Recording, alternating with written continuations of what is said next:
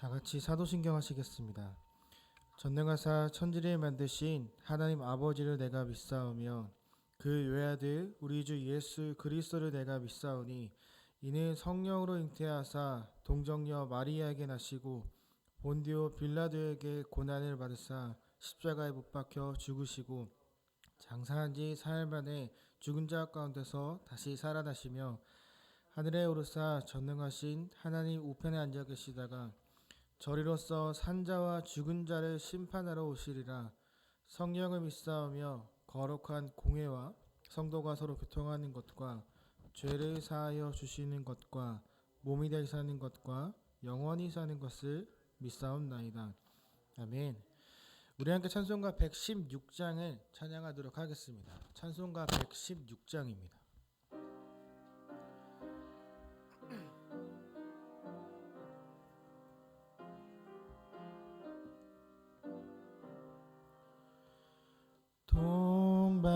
동방에서 박사들 귀한 예물 가지고 산을 넘고 물을 건너 별 따라왔도다. 오 다니밤의 밝은 별 아름답고 빛난 별 아기 예수 계신 곳에 우리 노하여라. 베들레헴 임금께 나는 황금 드리네. 영원토록 모든 백성 다스려 주소서. 오 다니밤의 밝은 별 아름답고 빛난 별 아기 예수 계신 곳에 우리 노하여라. 거룩하신 구주께 나는 유향 드리네. 백성 찬송 드려 만유주 섬기세. 오 다니밤의 밝은 별 아름답고 빛난 별 아기 예수 계신 곳에 우리 노하여라. 주의 죽을 몸 위에 나는 모략 드리네. 세상 모든 죄 이 위에 십자가 지셨네. 오 다니밤의 밝은 별 아름답고 빛난 별 아기 예수 계신 곳에 우리 노하여라. 다시 사신 구주님 왕의 왕이 되시네. 할렐루야 할렐루야 모두 다 부르세. 오 다니밤의 밝은 별 아름답 빛난 별 아기 예수 계시고 세우리 노하여라. 아멘. 이 시간 우리가 함께 나눌 하나님의 말씀은 전도서의 말씀입니다. 전도서 10장 1절에서 10절까지의 말씀을 함께 교독하도록 하겠습니다. 10장 1절을 제가 먼저 읽겠습니다. 죽은 파리들이 향기름을 악취가 나게 만드는 것 같이 적은 우매가 지혜와 존귀를 난처하게 만드느니라. 오른쪽에 있고 우매자의 마음은 왼쪽에 있느니라. 우매한 자는 길에 갈 때에도 지혜가 부족하여 각 사람에게 자기가 우매함을 말하느니라. 주권자가 내게 분을 일으키거든 너는 내 자리를 떠나지 말라.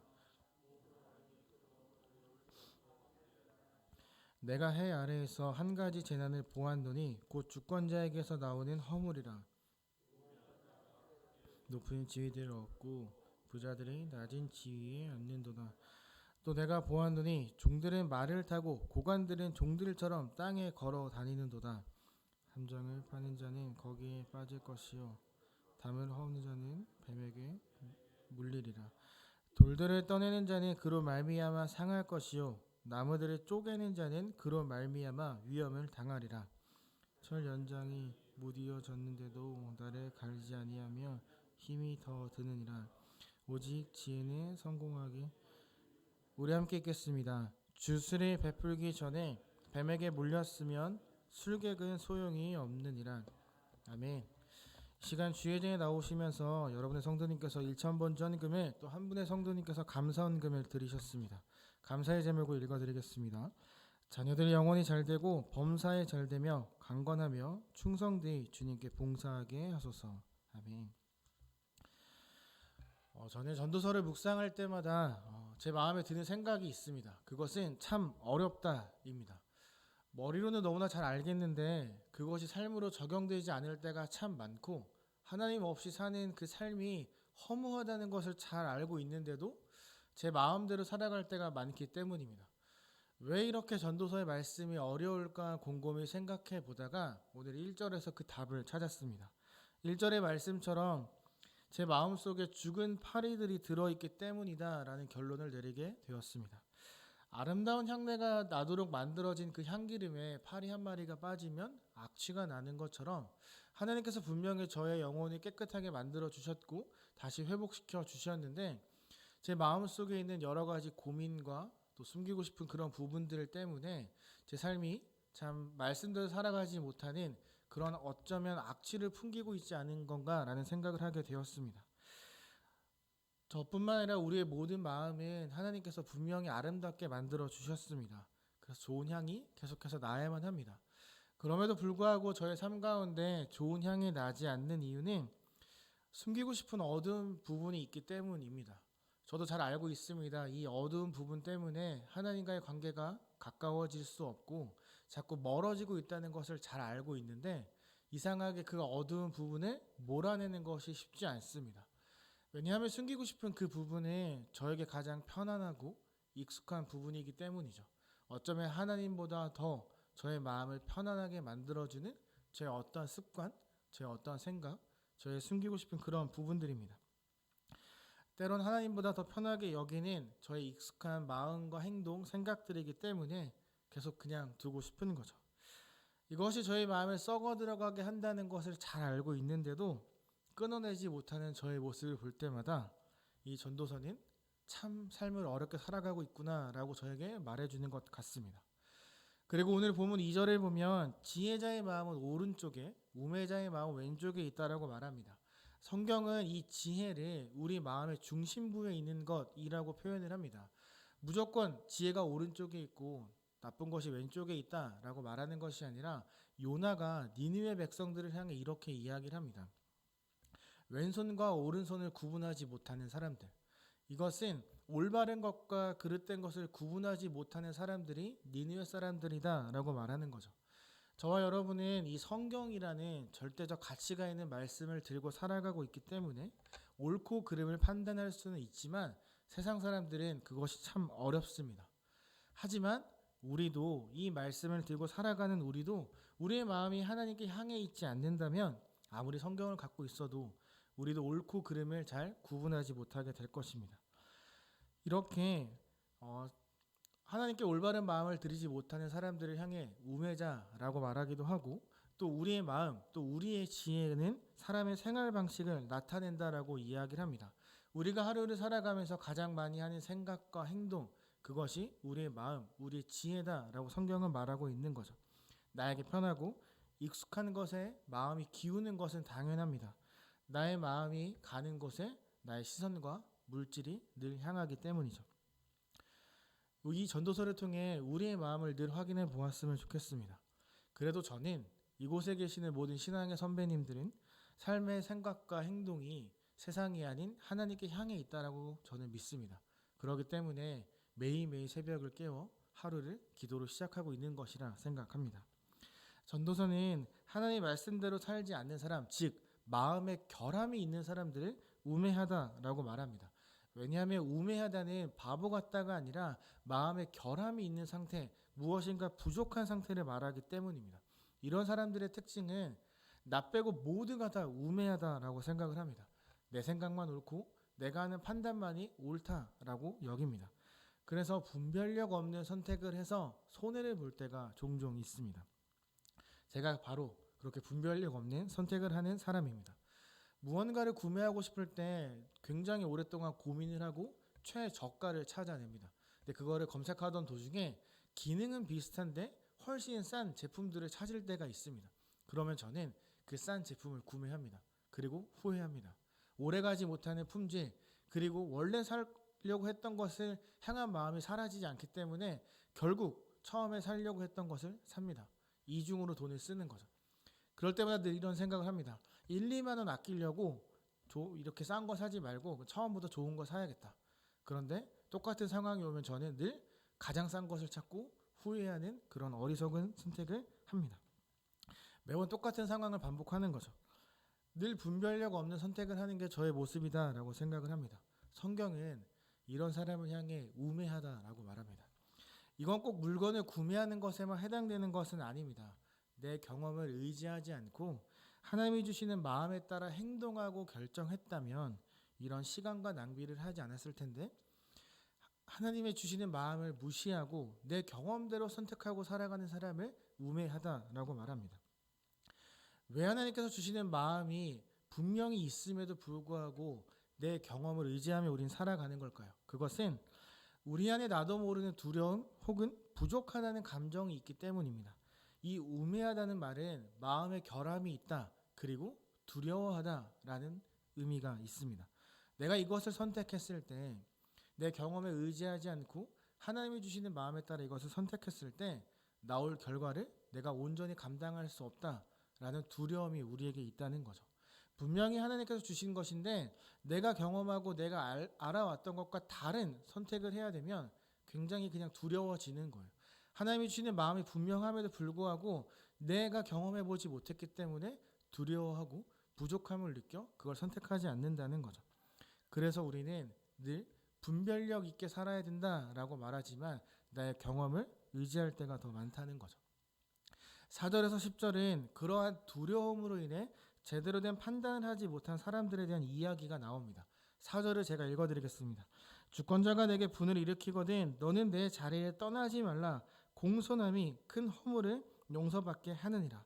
리더 혹은 어떤 것을 결정해 주어야 되는 위치에 있는 사람이 나를 분이 나도록 하거나 나에게 화를 나게 하는 상황들을 계속해서 만들어 난다면 그와 대적하지 말라는 겁니다. 스스로 평정심을 찾기 위해 노력해야 한다라고 성경은 이야기합니다. 왜냐하면 이것이 나를 지킬 수 있는 방법이기 때문입니다. 우매하고 어리석고 분별력 없는 선택으로 나를 화나게 했다고 해서 나도 똑같이 분을 내면 같은 사람이 되고 마는 겁니다. 그리고 그 위치에 있는 사람은 나에게 벌을 줄 수도 있습니다. 그러한 분이 나도록 한 것은 상대방이지만 내가 잘못된 허물을 통해 어떠한 벌을 받을 수 있다는 거죠. 그래서 성경은 그러한 상황이 오면 분을 내지 말고 스스로 평정심을 찾기 위해 노력하며 분을 삭히라라고 이야기를 합니다. 왜냐하면 5절에서 7절에 황당해서 화가 나는 장면이 나오기 때문입니다. 높은 통치자의 판단 착오로 천한 종이 말을 타고 고관들이 땅을 발을 딛고 걸어가는 상황이 나타납니다. 이건 엄청난 재난입니다. 잘못된 판단으로 우매한 자, 즉 분별력 없는 자들이 높은 자 위치에 서게 되면 어떻게 될까요? 그들은 늘 자신의 생각만이 옳다고 말할 겁니다.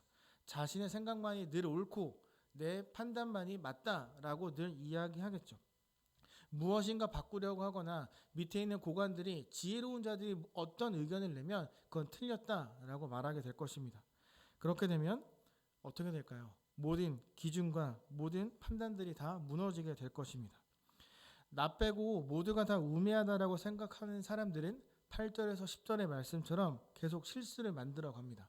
사람에 대한 악의를 갖고 함정을 파고 담을 허물어 버리는 거죠. 그래서 내 자리를 위협하는 자들을 넘어뜨리거나 제거하려고 합니다.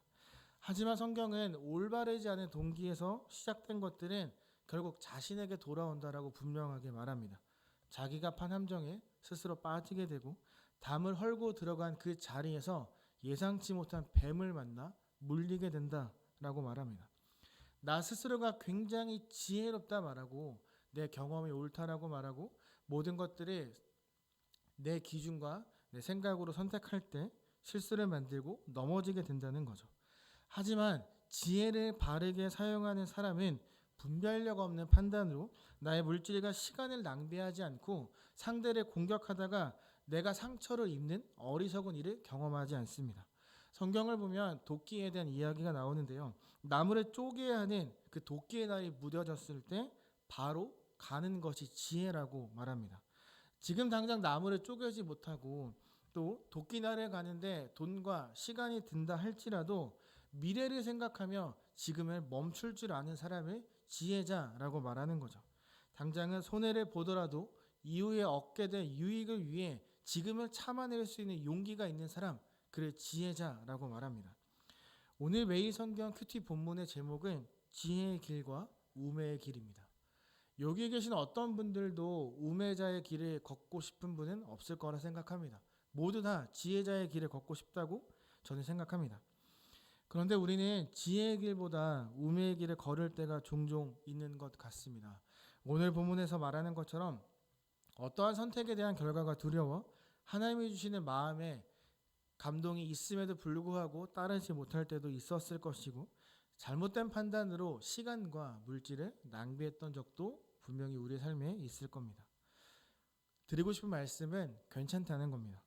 우리는 완벽하지 못한 존재이기 때문에 당연히 실수하는 거고 당연히 시간과 물질을 허비합니다.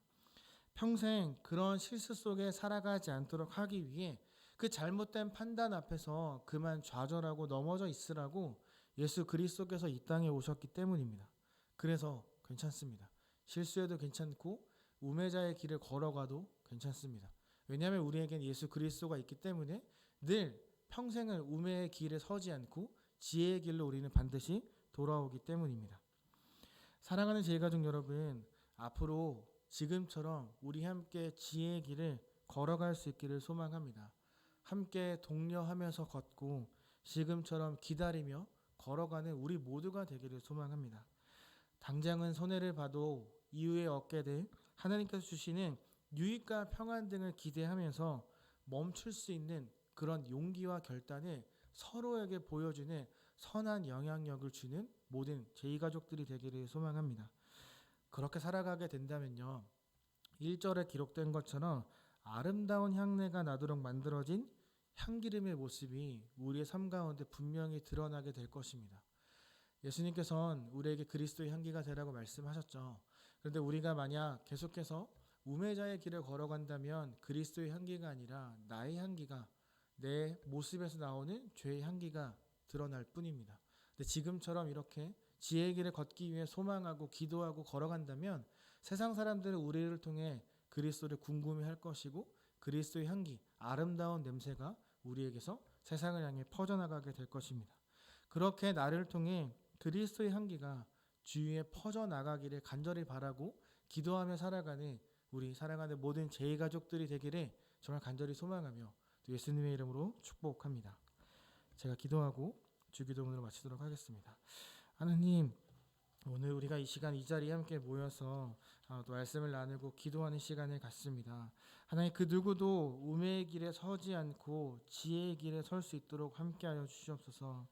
우리가 정말 어떠한 두려움이나 또 내가 숨기고 싶은 그러한 어두운 부분을 갖고 살아가는 것이 아니라 이 시간 주님 앞에 고백함을 통해서 더 이상 흔들리지 않고 주님이 주시는 마음에 따라 살아갈 수 있는 용기와 결단이 있는 귀한 시간 될 수 있도록 함께하여 주시옵소서. 또 이 자리에 나오면서 귀한 예물을 들고 나왔습니다. 하나님, 드리는 마음을 주님 아시는 하나님께서 기도의 제목들을 다 들어 응답하여 주시고 마음의 소원이 아닌 하나님이 주시는 소원에 따라 살아가기를 간절히 바라는 우리 모두가 될 수 있도록 그런 귀한 예물들이 될 수 있도록 하나님 함께하여 주시기를 소망하며 사랑이 많으신 예수 그리스도 이름으로 기도합니다. 아멘. 하늘에 계신 우리 아버지여, 이름이 거룩히 여김을 받으시오며 나라의 마옵시며 뜻이 하늘에서 이룬 것 같이 땅에서도 이루어지니이다.